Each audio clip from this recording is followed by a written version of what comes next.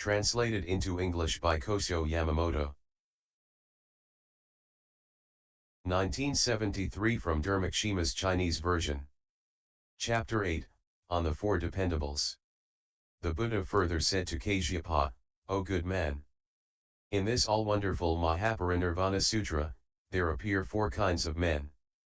These well protect, establish, and think of wonderful Dharma.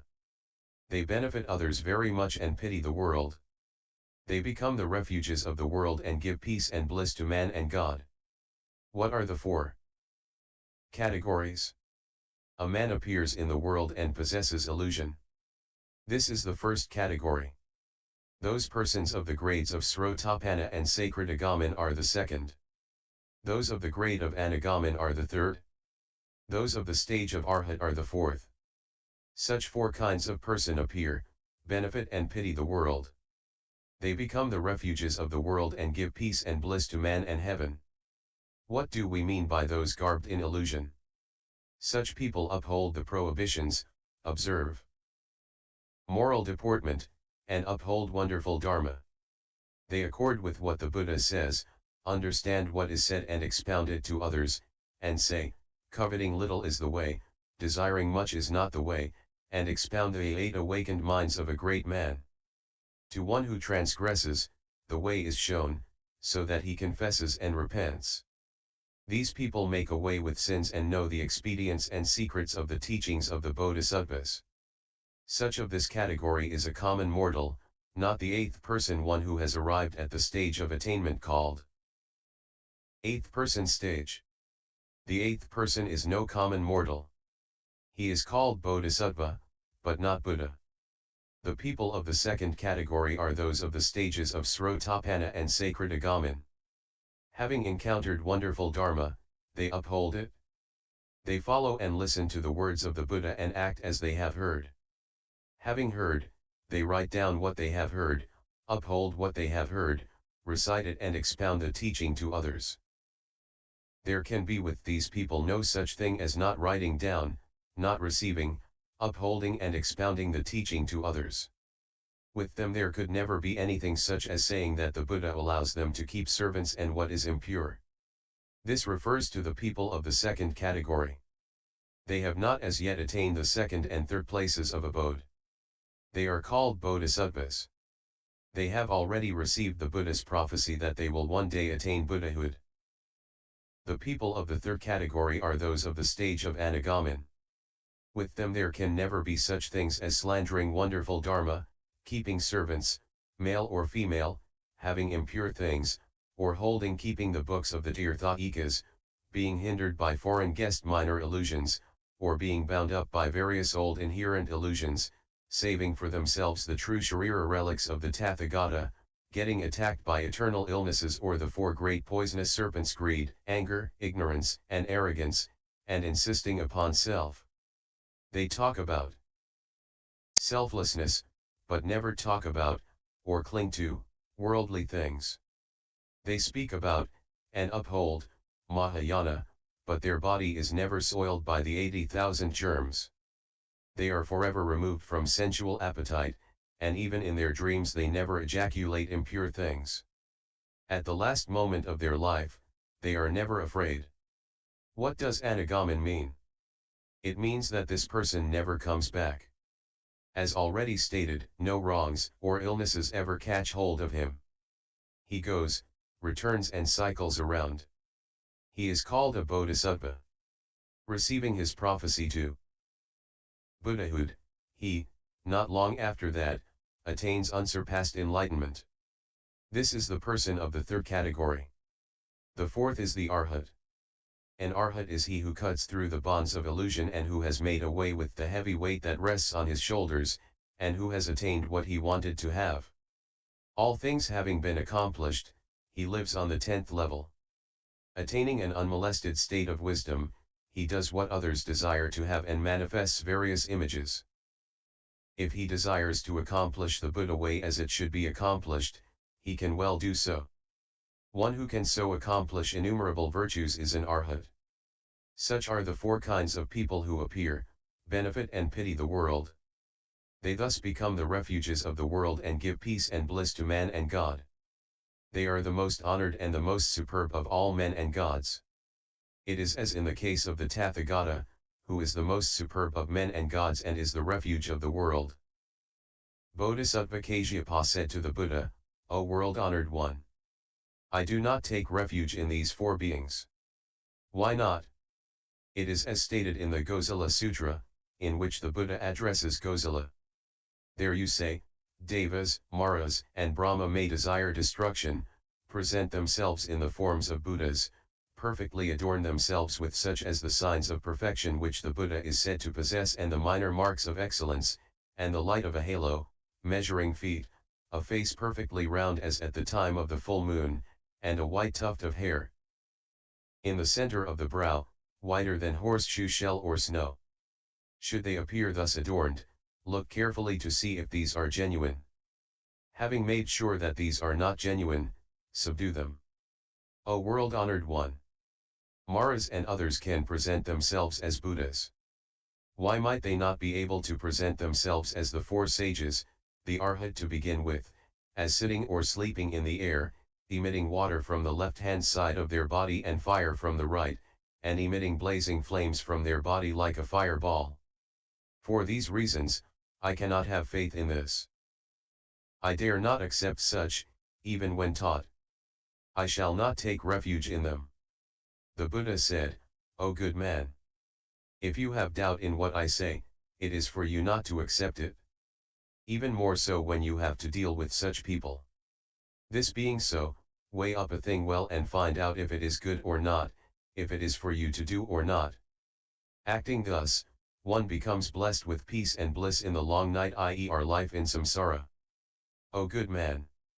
There is here a dog with his mind set upon stealing. At night he enters a man's house. When the servants come to know of this, they angrily shout, Get out this instant, or we will kill you. The burglar dog hears this, runs out of the house and never comes back again. From now on, act like this, and drive away the puppyas evil one, devil, saying, O puppyas! Do not present yourself in such a form.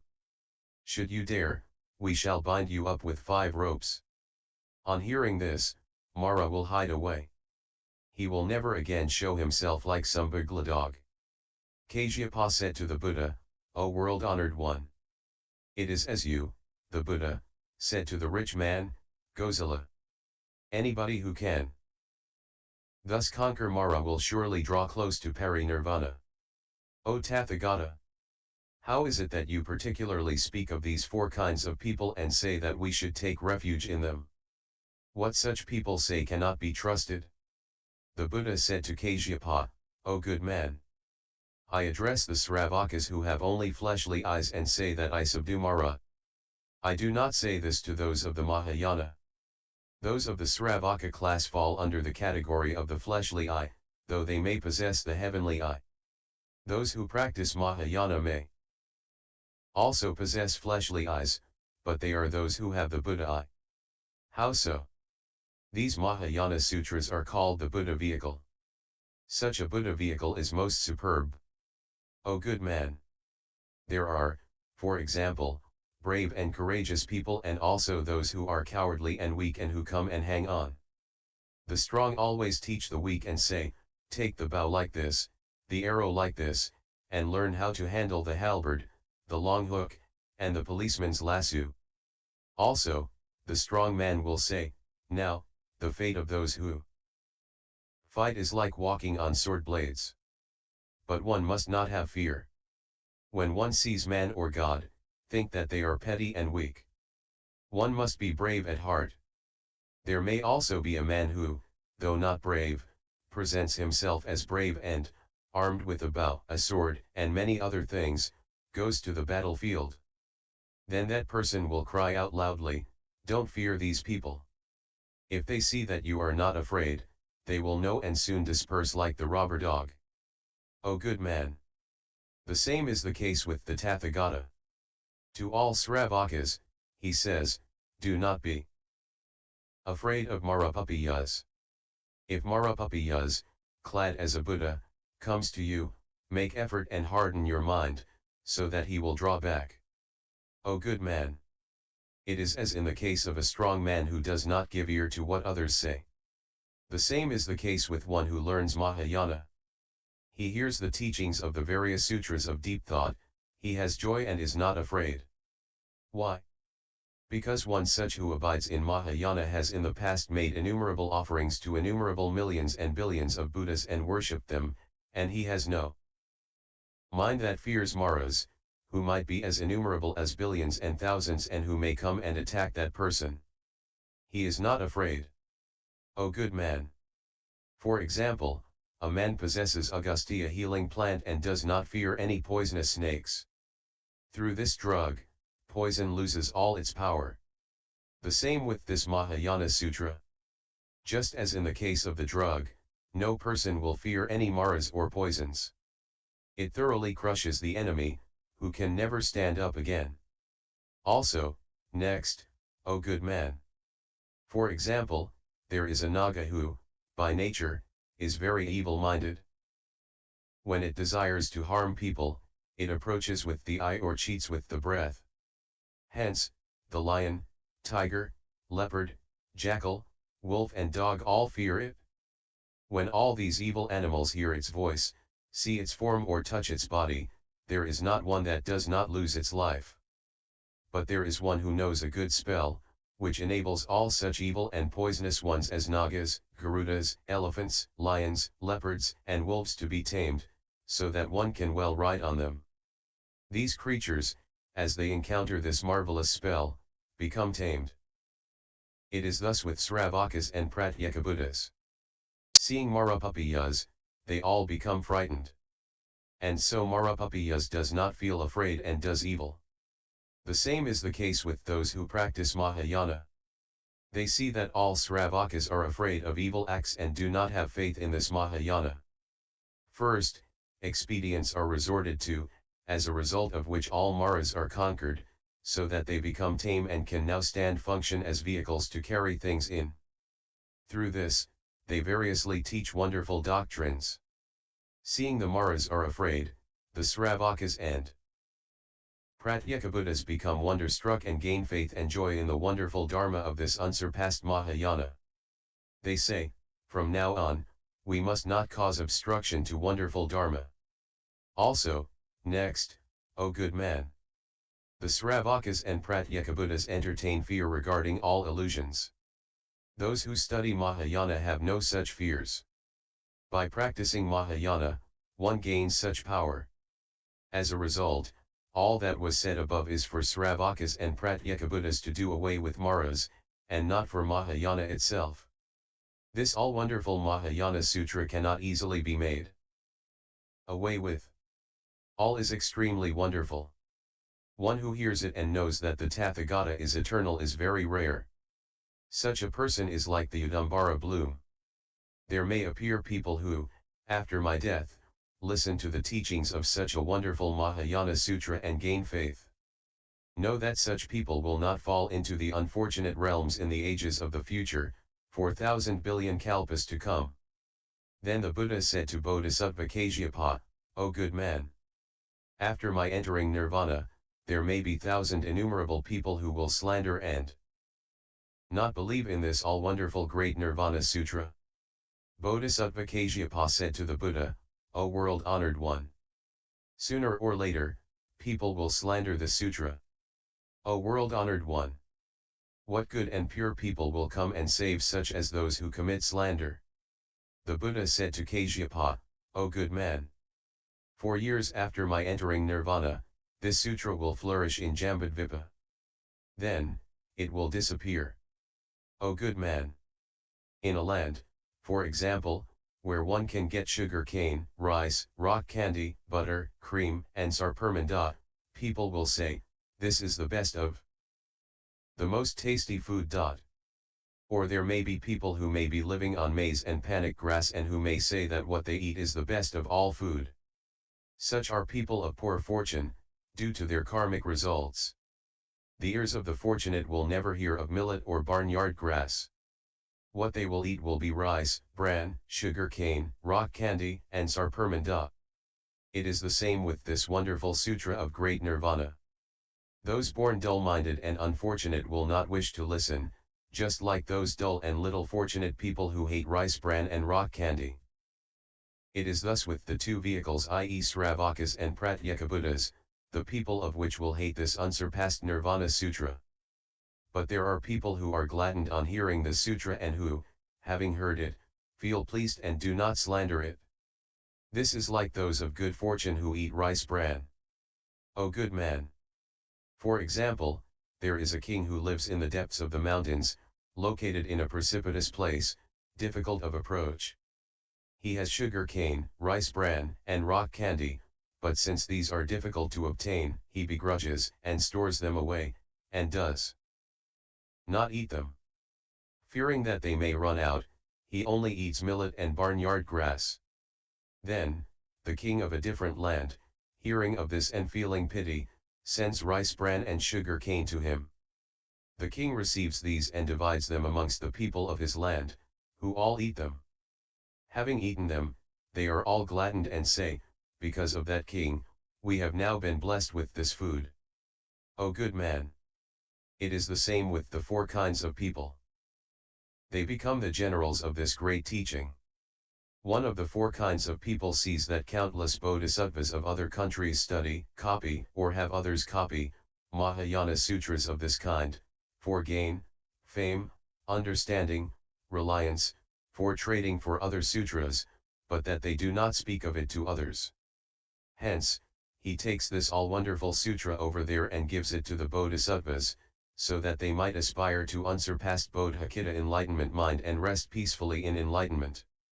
A bodhisattva, on obtaining the sutra, speaks of it to others, who, through it, become blessed with the amrita ambrosia of the Mahayana teaching.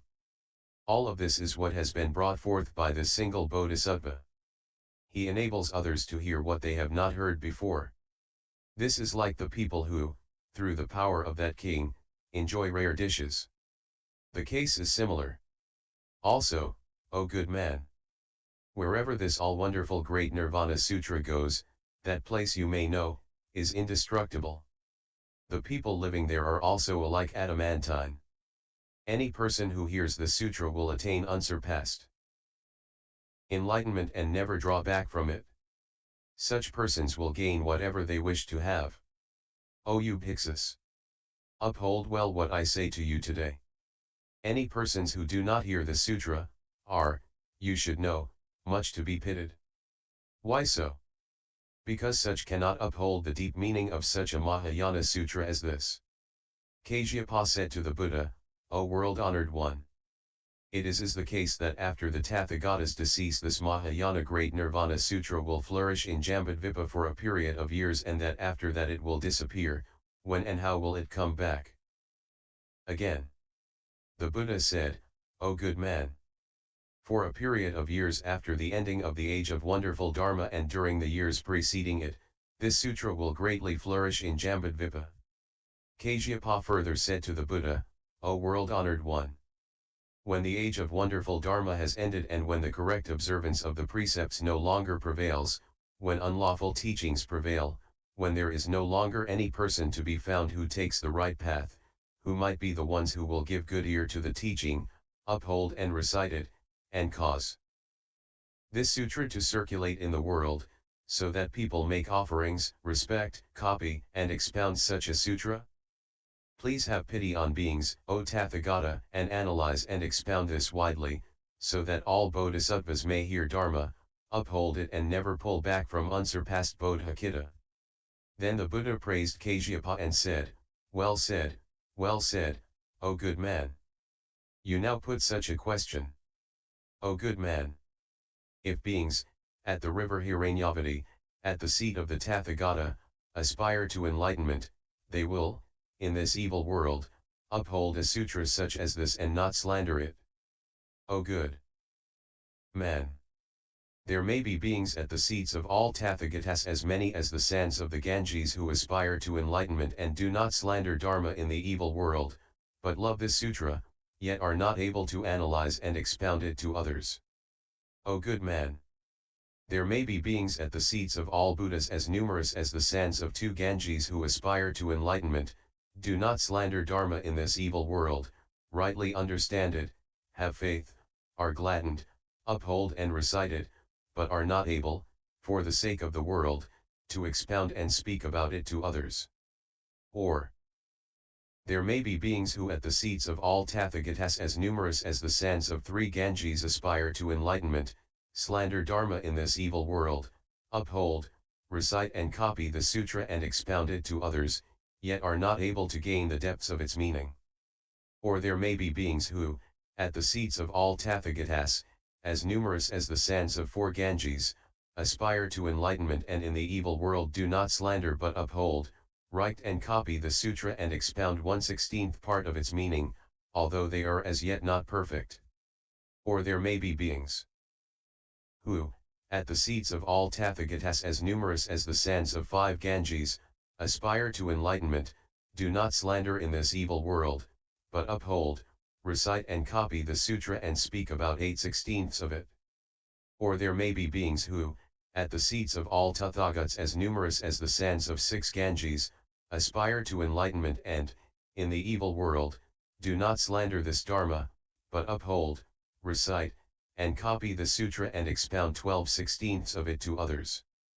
Or there may be beings at the seats of all Tathagatas as numerous as the sands of 7 Ganges who, in the evil world, do not slander the Dharma, but uphold, recite, and copy the sutra and speak about 14/16ths of it. Or there may be beings who at the seats of all Tathagatas as numerous as the sands of 8 Ganges aspire to enlightenment and, in this evil world, do not slander, but uphold, write, and copy the sutra and also cause others to copy it, they themselves listening well to what is said in the sutra and making others listen well too, reciting and protecting, strongly upholding and, as they pity all beings, making offerings to the sutra, urging others also to make offerings, to honor, respect, recite, and worship it and thus perfectly understand and penetrate its meaning. That is to say that the Tathagata is eternal and unchanging, that he is the utmost peace itself, and that all beings have the Buddha nature Buddhata. They well attain all the teachings of the Tathagata, make offerings to all such Buddhas and build up a house of unsurpassed wonderful Dharma, uphold and protect it. If a person, for the first time, aspires to unsurpassed enlightenment, know that such a person will assuredly, in the days to come, well, build up the house of wonderful Dharma, uphold and protect it. This you should know of the persons who become the guardians of Dharma. Why? Because such persons will, in the days to come, surely protect wonderful Dharma. O good man! There may be an evil-minded bhikkhu who, on hearing that I am now going to enter Nirvana, may not feel any apprehension or sadness, but instead will say, the Tathagata is now entering Parinirvana. How pleasing is it that he does so! When the Tathagata was alive, he stood in the way of our Prophet. He is now entering Nirvana. Who else will get in our way? If nobody hinders me, I shall come to Prophet as in former days. While in life, the Tathagata was too strict regarding the prohibitions. When he now enters Nirvana, we shall discard all of these. The Kasyapa Buddhist robe given me was originally simply meant as a matter of form. I will now discard it, as I would a banner the size of a head. Such a person slanders this Mahayana Sutra and transgresses. O good man! You, now, should uphold this sutra and think, if beings are perfect in innumerable virtues, they will indeed believe in this Mahayana Sutra and, having faith in it, will uphold it. There may also be other beings apart from these who may feel joy in Dharma, and if this sutra is widely expounded to such persons they will, after listening to it, well make away with all the sins amassed during past innumerable asamkhas of kalpas. Those who do not believe in the sutra will, in this life, get attacked by innumerable illnesses and will be spoken ill of by all people. After death, they will be disparaged by others. In life they will look ill and their finances will not go well. Or they may gain a little, but that will be very coarse and of bad quality. They will be poor and of low social rank, all their life long. They may gain life, get reborn in families where slandering and evil relations obtain. The time comes when one must depart this life, when it may be the age of wars, or when people may be taking up arms, or when emperors and kings may be practicing tyranny, or enmity and vengeance may incessantly visit one. There may be a good friend, a good Buddhist teacher, but they, i.e. those disbelievers, in this sutra will not have occasion to meet him. It will be hard for them to earn their living. They may gain to some extent, but the apprehension of hunger will bear down upon them. They will only be known to people of low standing, and kings and ministers will not look back, give them a second glance. They may have occasion to talk with reason, but nobody will believe them. Such people do not go to good places. It is like a bird whose wings are broken. The same with such a person. In the life to come, he will not be able to gain a good place in the world of man or heaven. If one well believes in such a Mahayana Sutra as this, the rough and coarse form that one may have had at birth will come to look right and correct. By virtue of the power of the sutra, dignity and color will increase day by day, and man and God will be pleased to look at him. They will respect and love him, and not a moment will be lost in their regard of him. Kings, ministers, and family people will listen to, respect and believe him. If any of my Sravaka disciples are desirous of doing the first rare thing, most rare act, they should preach such a Mahayana Sutra to all the world. O good man!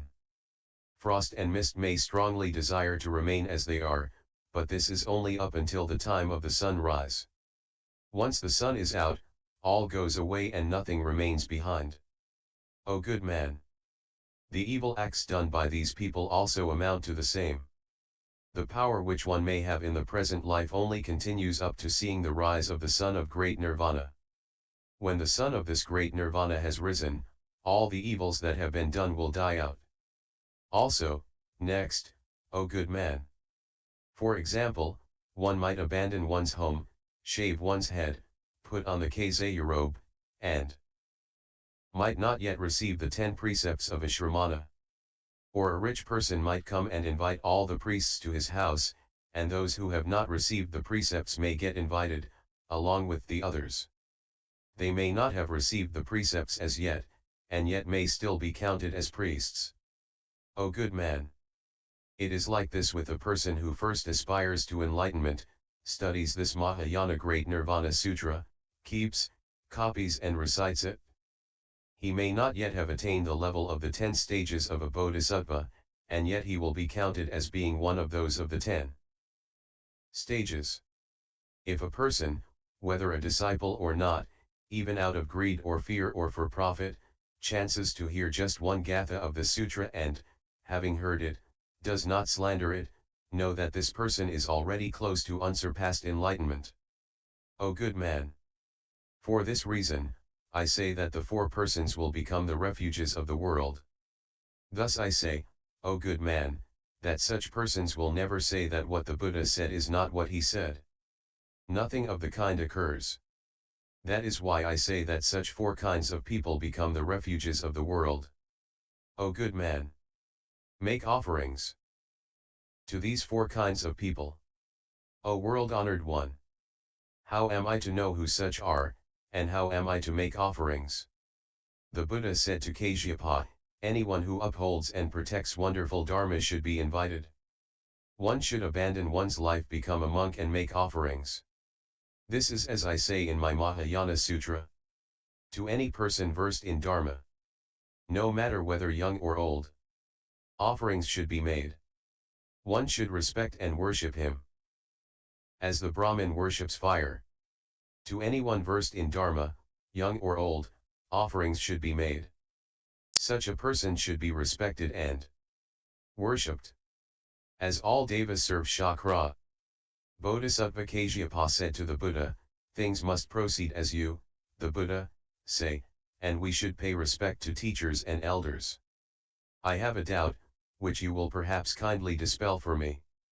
If there is an aged person who has long been upholding the precepts and who asks a young person to tell him what he has not heard before, does this young person have to be given respect? If so, this cannot be an upholding of the precepts. Or, there may be a young person who has been upholding the precepts and who may ask about what he has not heard from a person who has broken the precepts. Has one to pay respect to such a person? Or, a world-fleeing person might give ear to what a layman says regarding things he has not heard before. Should one pay respect to such a person?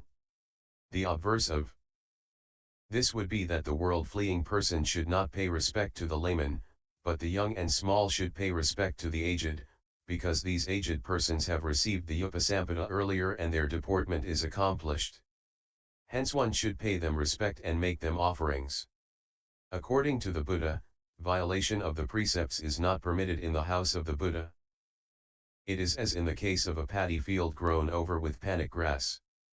Also, just as the Buddha says, there is one who abides in Dharma, to whom offerings must be made, whether that person is old or young, in such a way as people serve chakra. How can these two cases be understood?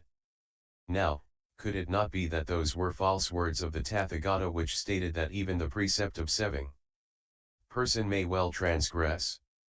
Why does the Tathagata say such a thing? Also, the world-honored one says in other sutras that violation of the precepts can certainly be cured atoned. It is not easy to understand the meaning of such like statements. The Buddha said to Kasyapa, "O good man, I speak thus in the Gatha for the sake of those bodhisattvas of the days to come who will study Mahayana, I do not do so for the sake of Sravakas.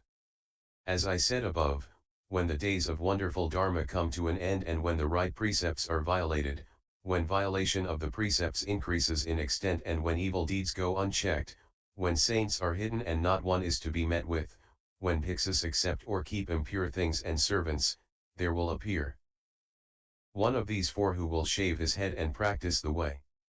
All the bhikkhus of that time will receive and keep impure things and servants, knowing no difference between the pure and impure, rules and non-rules. This person, intending to teach such bhikkhus, softens the light and does not get mixed up with evil and well knows what needs to be done and what the Buddha does. He sees others committing grave offenses, yet he sits silent and does not take part in such offenses. Why not?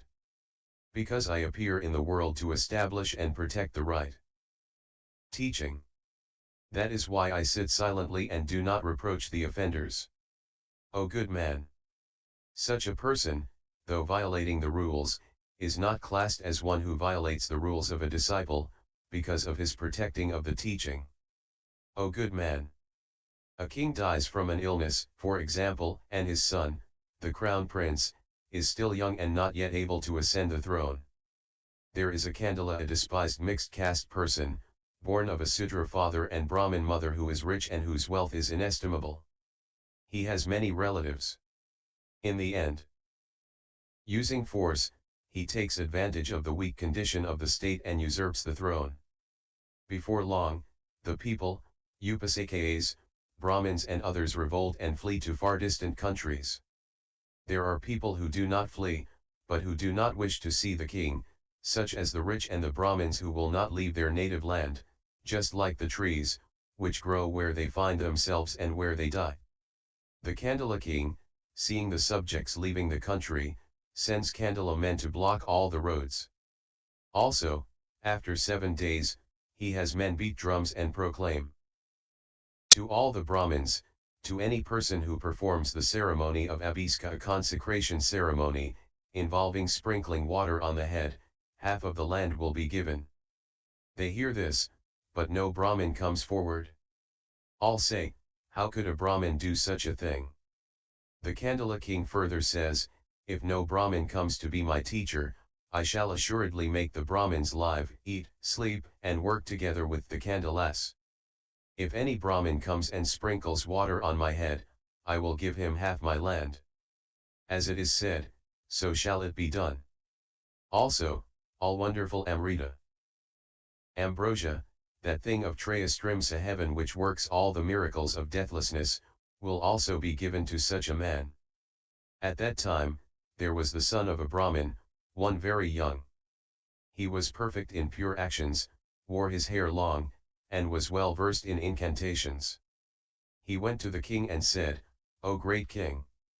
What you, king, say will all be carried out by me." The king was pleased and let this boy perform the abhiska. All the Brahmins heard about this and were vexed. They reproached the boy, saying, "You, the son of a Brahmin, how could you perform the abhiska on a candela?" Then the king gave the boy half of his kingdom. And together they reigned over the kingdom. A long time passed. Then the Brahmin boy said to the king, "I rejected my family tradition and came to you to become your teacher, and I taught you, king, all the intricate contents of incantation. And yet you do not befriend me." Then the king answered, "In what way do I not befriend you?" The Brahmin boy said, "I have not yet tasted the amrita which the late king left in your hands." The king said, "Well said. O my great teacher! I did not know. If you desire to use it, please take this amrita to your home." Then the Brahmin boy, at the king's word, took the amrita home and invited all the ministers, and partook of it. All the ministers, having had it, said to the king, "It is wonderful that the great teacher has the amrita." On hearing this, the king said to his teacher, "How is it, O great teacher, that you taste the amrita with all the ministers and yet do not show any of it to me?" Then the Brahmin boy gave the king a poisonous potion. On taking the poison, the king became mad and fell to the ground. He lay there unconscious, like a dead man. Then the Brahmin boy called back the previous king, restored him to the throne and said, "The lion's seat, i.e. throne, cannot, by law, be occupied by any candela. I have not yet heard since of old that a candela ever sat on the royal throne. It can never be that a candela could reign over the state and govern the people. O great king! You should now succeed the former king and govern the state righteously and lawfully." Having thus disposed of things, he gave an antidote potion to the candela and let him awaken. After he had awoken, he was driven out of the country. Now, this boy, acting as he did not lose the prestige of the Brahmins. And others, on hearing of what had happened, praised his deed and said that this was a thing unheard of. They said, "Well done, well done. You have indeed got rid of the candela king. It is the same with me. O good man! After my entry into Nirvana, the Bodhisattvas who guard Wonderful Dharma will also act thus. Using expedient means, they will behave just like those priests who transgress against the precepts, who are priests only in name and who receive and store up impure things. And when they see a person who, though seemingly violating the precepts, nevertheless cures those evil bhikkhus who are transgressing against the prohibitions, they will go to him, respect and worship him, and do all such things as offering the four things, i.e. clothing, drink, bedding, and medicine and sutras and utensils. If these things are not ready at hand, they should devise means and go to Danapatis, beg from them and then give their gifts. To do this, they may store up the 8 impure things, i.e. such as gold, silver, manservants, maidservants, cows, sheep, grain, and storehouses. Why? Because this can mend the ways of the evil-acting bhikkhus. This is as in the case of the boy who conquered the candela. Then, the bodhisattvas may again respect and worship this person. Though the person may also receive and store up the 8 things, this can well pass by with impunity. Why? Because this bodhisattva desires to reject and cure all wicked bhikkhus and to enable the pure-hearted bhikkhus to live in peace and to enable the Vaipulya Mahayana Sutras to prevail in the world and benefit heaven and earth. O good man! That is why I put the 2 gathas in the sutra and had all bodhisattvas praise those who protect Dharma. This is similar to the Upasakas and Brahmins who all praised the boy, saying, "Well done, well done." The same will also apply to Dharma-protecting bodhisattvas. Should anyone see a Dharma-protecting person working with precept-breaking persons, and say that that person is committing a sin, know that the person who says this is himself inviting misfortune upon his own self, and that the person who protects Dharma has no connections with sin. O good man! If any bhiksu breaks the precepts, and, out of arrogance, does not repent, such is really a breach of the prohibitions.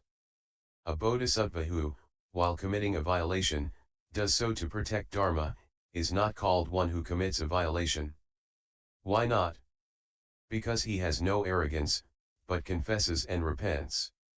That is why I repeat in the sutra and say in the Gatha.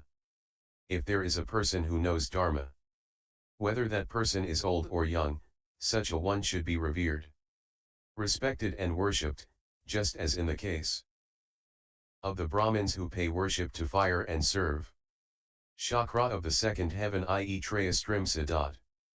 On account of this, not for those wishing to learn the Sravaka teaching, but for bodhisattvas do I speak thus in the Gatha. Bodhisattva Kasyapa said to the Buddha, O world-honored one!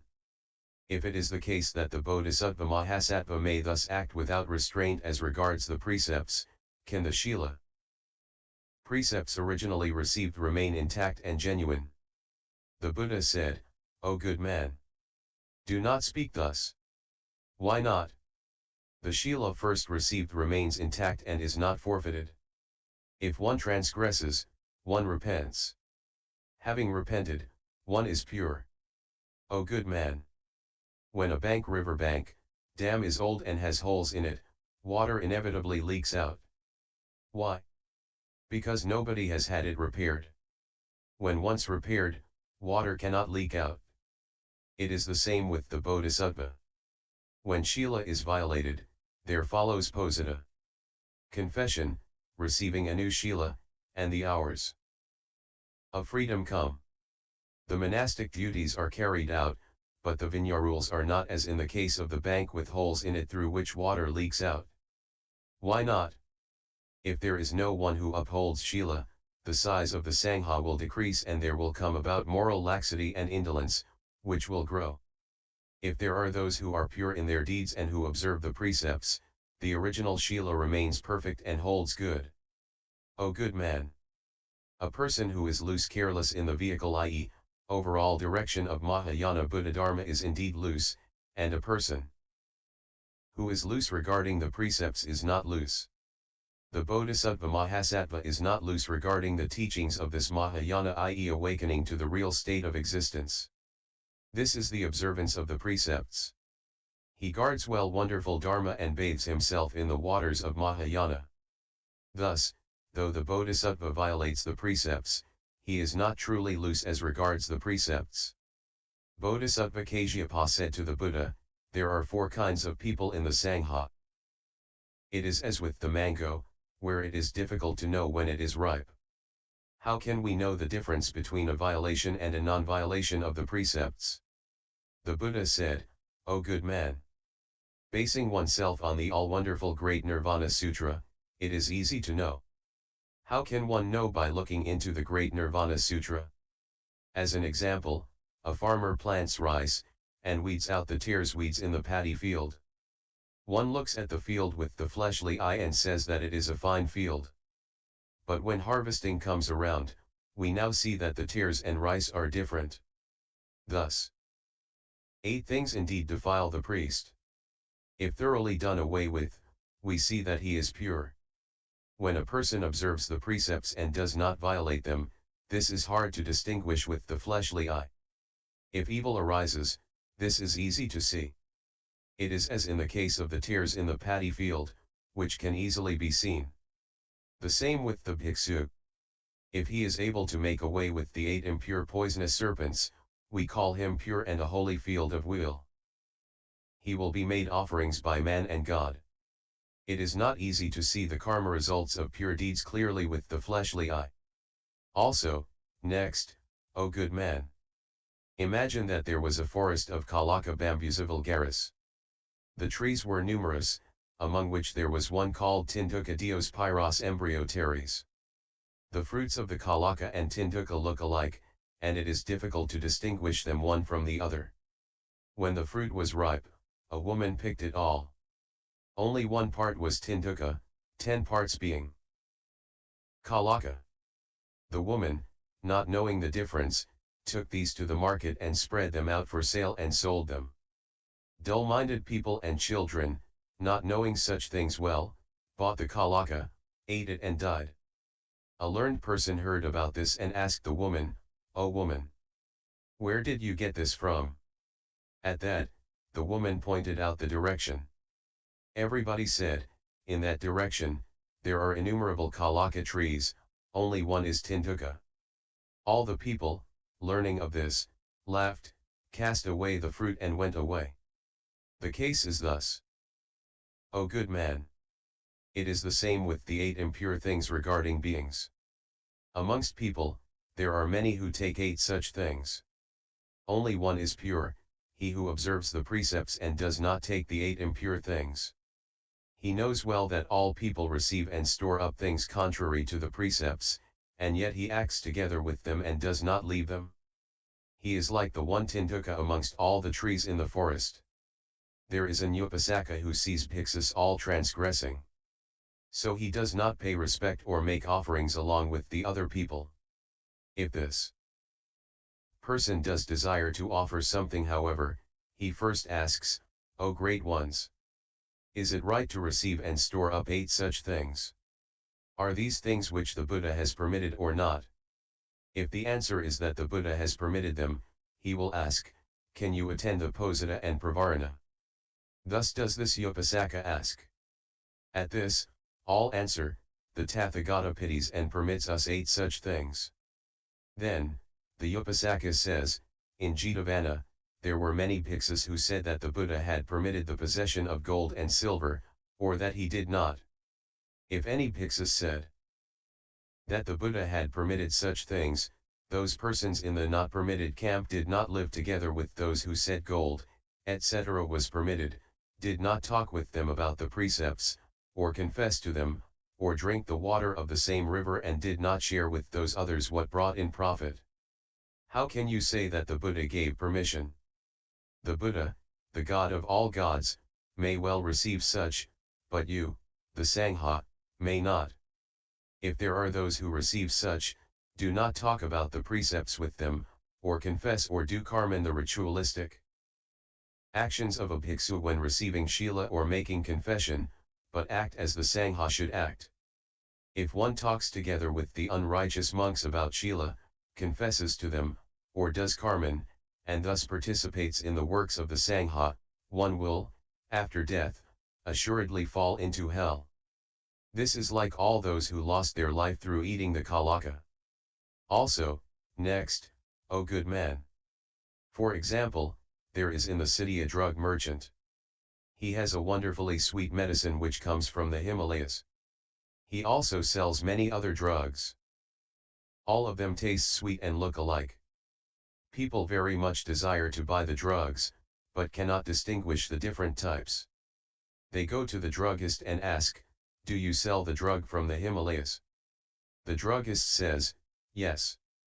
A man picks up a drug which is not the one from the Himalayas. The merchant cheats the customer and says to him, "This is the sweet drug that I have from the Himalayas." But the buyer is unable to tell the difference. He buys it and takes it back home, thinking, "I have got the drug from the Himalayas." The situation is like that. O Kasyapa!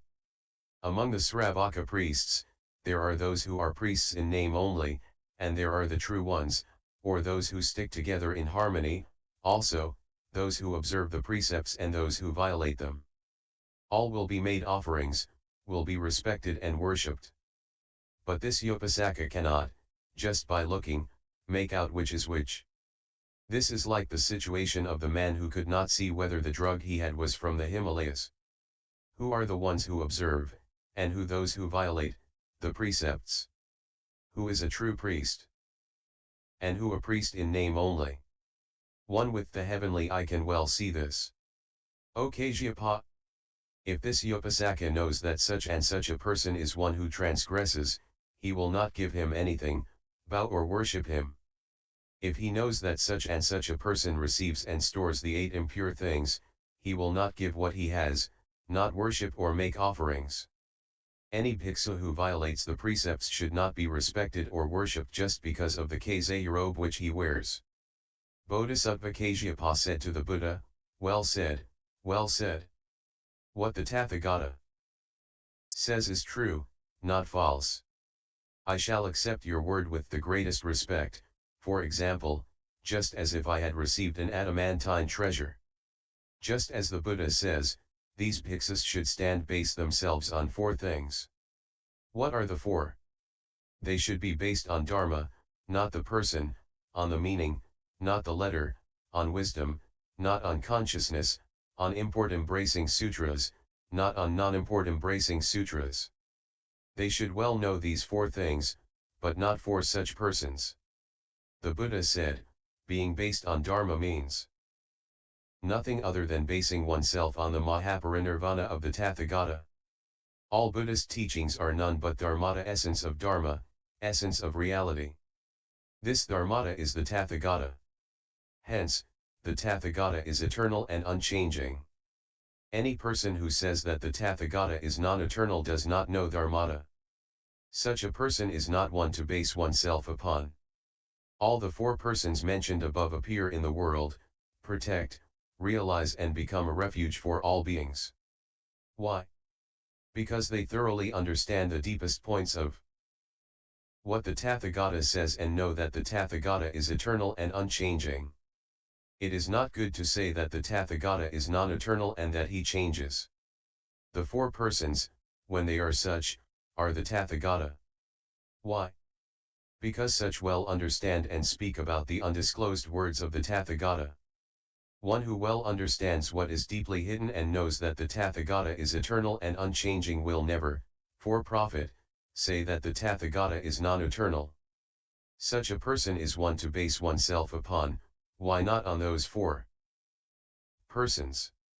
Basing oneself upon Dharma means basing oneself upon Dharmata, not basing oneself on man refers to the Sravaka.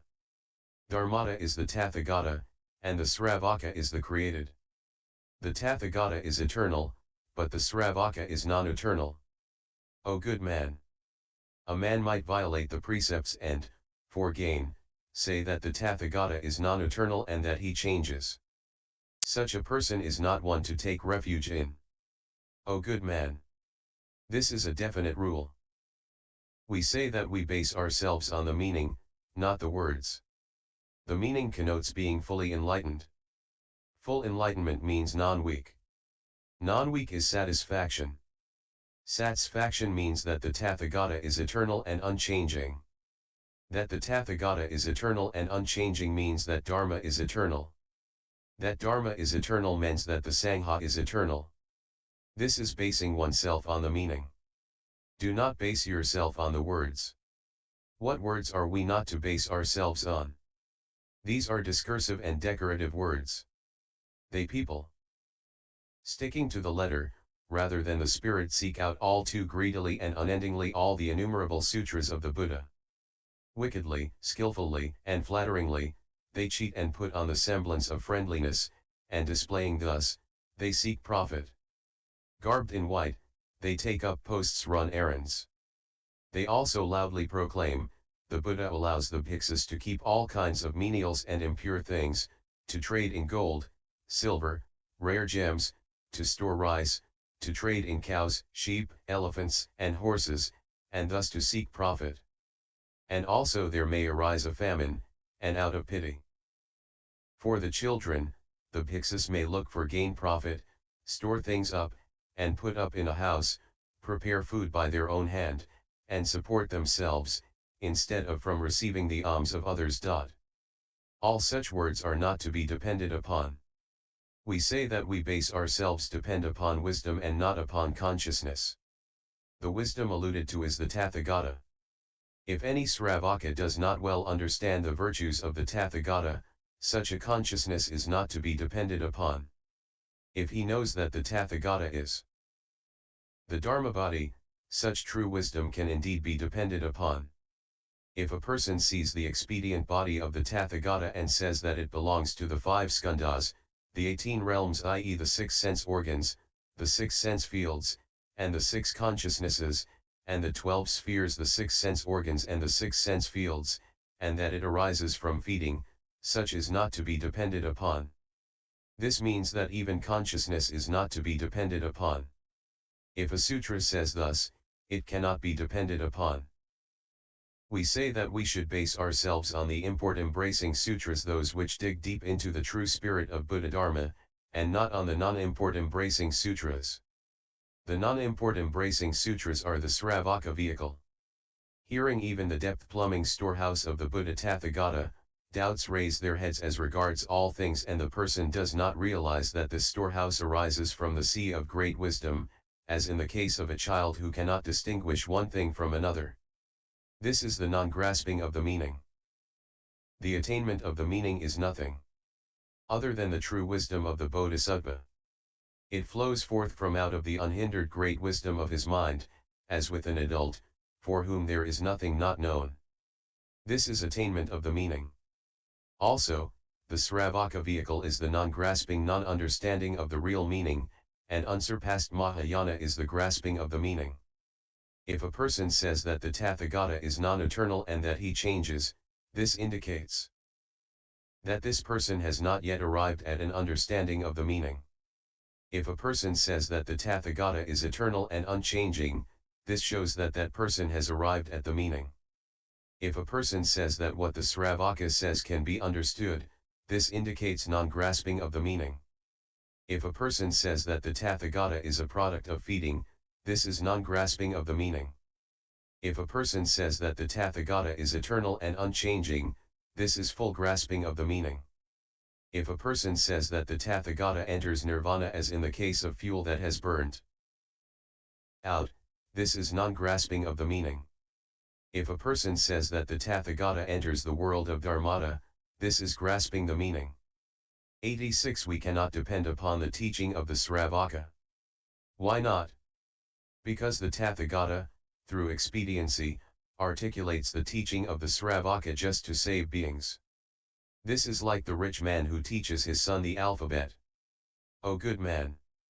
The Sravaka vehicle is analogous to the situation where a person first tills his land, but has not yet arrived at the harvest. Such is the non-grasping of the meaning. For this reason, one cannot depend upon the Sravaka vehicle. One should take refuge in the teachings of Mahayana. Why? In order to save beings, through expediency the Tathagata expounds Mahayana. Hence, one cannot depend. This is grasping the meaning. One should well know of these four things to depend upon. Also, next, we say that we base ourselves upon meaning. Meaning is the honest mind. Honest mind means light. Light means non-weak. Non-weak is the Tathagata. Also, light is wisdom. The honest mind is the eternal. The eternal is the Tathagata. Knowing that the eternal is the Tathagata is to depend upon Dharma. Dharma is the eternal. It also means boundless. It is hard to know. One cannot hold or bind it. And yet one may well see it. If a person says that he cannot see it, one cannot depend upon such a one. That is why we say that we can depend upon Dharma and not upon the person. Also, if a person says that the all-wonderful world is non-eternal, such is not to be depended upon. That is why we base ourselves upon the meaning and not the words. To say that true depends upon wisdom means that the Sangha is eternal, non-created, and unchanging, and that they do not store away the 8 impure things. For this reason, we depend upon wisdom and not on consciousness. If a person says that consciousness makes and consciousness receives, there is no harmony of the Sangha. Why not? Now, harmony means non-possession. If it is non-possession, how could one say eternal? On account of this, consciousness is not to be depended upon. We say meaning. Meaning means being satisfied. This is never, to the end, seeking to cheat, to display deportment, pureness, and with arrogance to show that one is of a high position, and thus greedily to seek profit. Also, it is not to show attachment to what the Tathagata says for reasons of expediency. This is arriving at the meaning. If a person abides in this, we may say that this person abides in Paramartha Satya, ultimate reality. That is why we say that we base ourselves on the meaning of the sutras and not on the non-grasping of the meaning. Non-grasping of the meaning relates to what is stated in the sutras, saying that all can be snuffed out, all is non-eternal, all is suffering, all is void, and all is selfless. This is non-grasping of the meaning. How so? Because such a person is not able to grasp the intended meaning, only the appearance of literal meaning. This causes all beings to fall into avijji hell. Why? Because of attachment, as a result of which a person does not grasp the meaning. A person might say that all gets extinguished, implying that the entrance of the Tathagata into nirvana constitutes extinction. A person might say that all is non-eternal, meaning that even nirvana is non-eternal, and the same with suffering, void, and non-self too. That is why we say that such is non-grasping of the import of the sutras. One cannot depend upon such. Oh, good man. There might be a person who says that the Tathagata, pitying all beings, looks to what is apt for the occasion. As he knows what is right for the occasion, he speaks of what is light as heavy and what is heavy as light.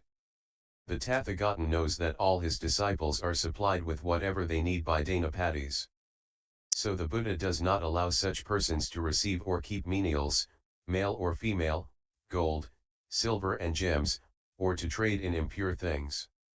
When the disciples are not thus supplied by Danapatis, as when there is a famine and food is scarce, he allows them, for the purpose of establishing and protecting wonderful Dharma, to receive menials, male or female, gold, silver, vehicles, fields, houses and rice, and to trade in what they have. Although one is allowed to receive and keep such things, these must be given by faithful Danapatis. Then, all such four things are what can be depended upon. If the precepts, Abhidharma, and sutras do not differ from these four, one may depend upon these. If a person says that there are times and non-times, Dharma to be protected and Dharma not to be protected, and that the Tathagata allows all bhikkhus to receive and keep such impure things, such should not be depended upon. If the precepts, Abhidharma, and sutras agree with these, such three cannot be depended upon. I speak about these four things for the sake of all beings with fleshly eyes, but it is not for those who have the eye of wisdom. That is why I speak about these four things and say that they are the things to be depended upon. Dharma is dharmata, meaning is saying that the Tathagata is eternal and unchanging. Wisdom is knowing that all beings have Buddha nature, buddhata. Grasping the meaning means being well versed in all Mahayana sutras.